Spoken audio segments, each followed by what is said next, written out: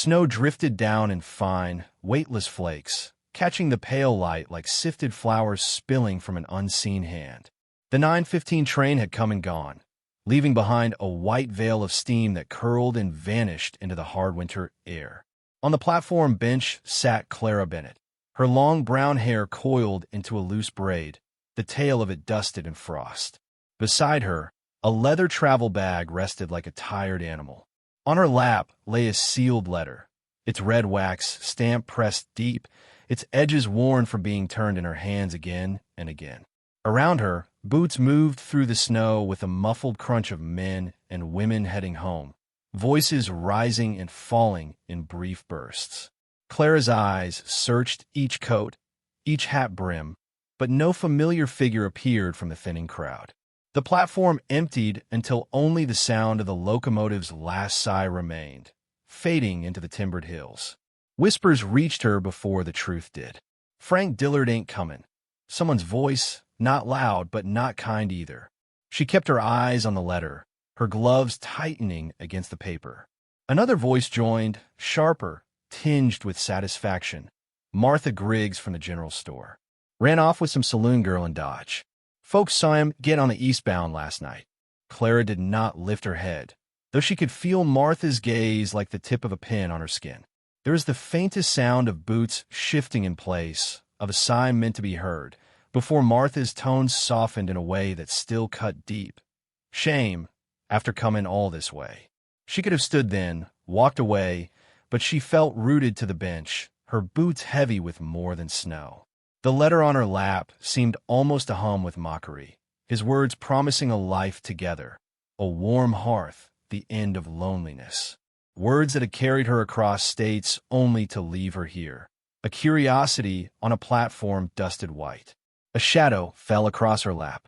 She looked up into the pale blue eyes of a little girl, blonde hair escaping from under a knitted hat, blue wool dress peeking from beneath a heavy coat. The girl's mittened hands clutched a small, worn teddy bear. Beside her stood a boy, about the same age, his patched brown coat buttoned to the neck, a knit cap pulled low over his ears. They were close enough for Clara to see their breath curl into the air between them. The girl studied her for a moment, eyes as steady as any grown woman's. "You need a home," she said softly, as though it were the most obvious truth in the world. "And we need a mommy." Clara's throat tightened. She opened her mouth, but nothing came. The boy glanced at his sister, then back at Clara, speaking in the more guarded tone of one who didn't trust easy. "Pa don't talk much, but he works hard. Don't like folks crying." The sound of boots on snow approached, measured, unhurried. Clara looked past the children and saw a man striding toward them from the far end of the platform. Tall, broad-shouldered, wearing a long brown coat darkened by melting snow. His face was rugged, the kind shaped more by wind and work than by age, though he could not have been more than 35. He stopped behind the twins, his shadow spilling over all three of them. "Rosie, Tommy." His voice was low, carrying more calm than warmth. "Step back." The children obeyed, though the girl gave Clara one last lingering look. The man's eyes met hers, steady, unreadable, like a man who'd learned to guard his thoughts. "Ma'am," he said with a small nod, tipping his hat. "Afternoon." Clara nodded back, her hands folding over the letter in her lap. She expected him to walk past, but he stayed where he was for a moment longer, then spoke again. "It's a long walk to the boarding house. I can carry your bag." Her pride stiffened before her mouth could form the words. "I can manage."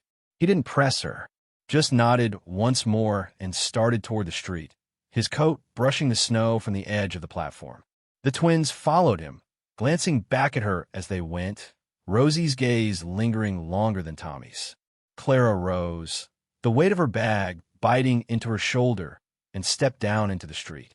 The cold bit through her coat as she passed storefront windows where the reflections of curious faces flickered, ladies arranging ribbons who paused to whisper, men with pipes leaning just enough to watch her pass.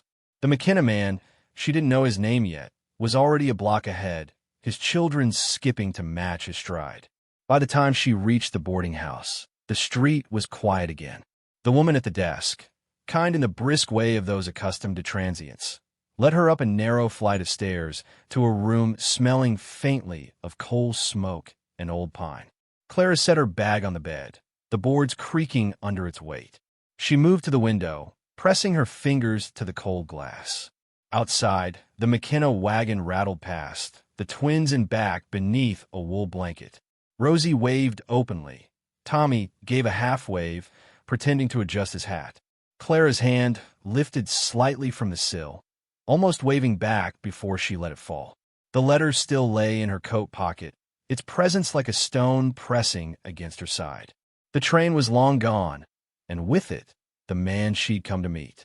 But the town was still here, and so was she, and she would not leave in shame. Not now. Not ever. 3 days passed before she saw him again. Clara had learned by then that the boarding house walls let in the cold and the town stairs were harder to shut out. She walked with her chin lifted, though the ground seemed more interesting than any face that looked too long. At the general store, the bell over the door jangled as she stepped inside, shaking the snow from her coat. The air smelled of coffee beans and pine soap. She was reaching for a loaf of bread when she saw him at the counter. Tall frame, long brown coat, hat pushed back just enough to reveal a line of snow melt tracing his temple. He glanced her way, gave a short nod, then returned to paying for nails and flour. It might have ended there, except Martha Griggs's voice slid through the air like a knife wrapped in silk. "Well now, Elias McKenna, if you and Miss Bennett ain't the picture of a fine match." Neither of them answered. He took his parcels without looking at her, and she studied the loaf in her hands as if it were an urgent matter. But when she stepped outside, the ice caught her boot and sent her sliding. His hand shot out, catching her by the elbow, steady, strong there and gone again.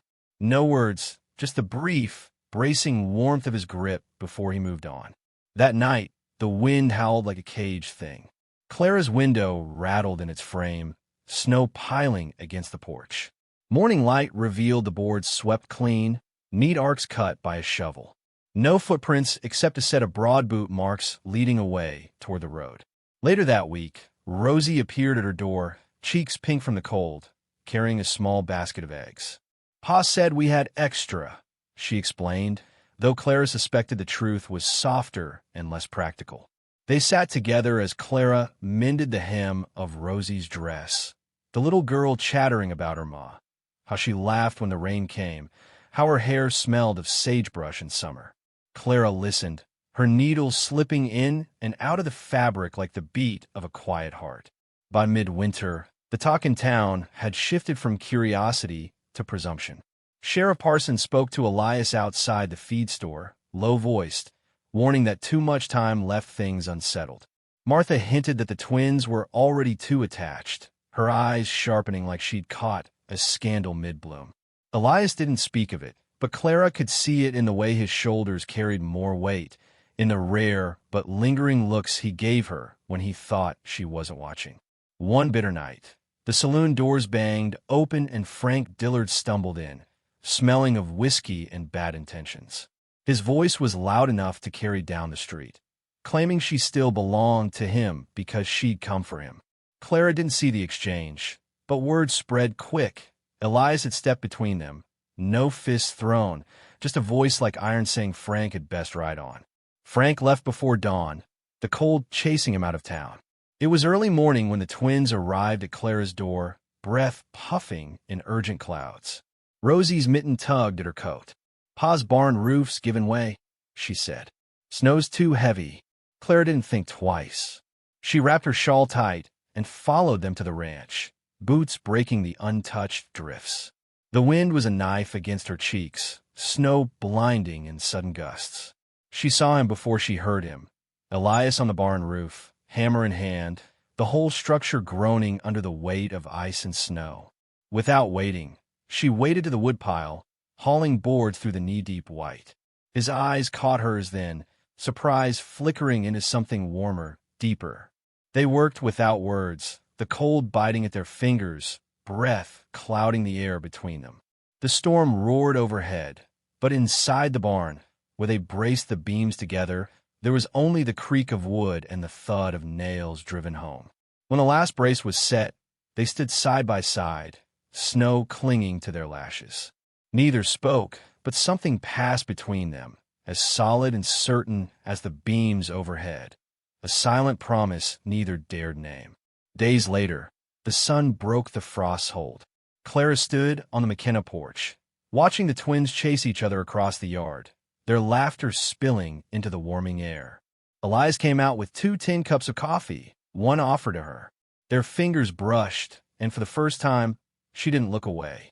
The narrator's voice, softened by distance, might have said, "In a land where winter could hollow a soul, it was not the grand gestures that saved us, but the quiet ones, boots on a frozen porch, a basket of eggs, a hand steadying another. And sometimes, the family you wait for never comes on the train. Sometimes they walk up to you in the snow and ask you to stay.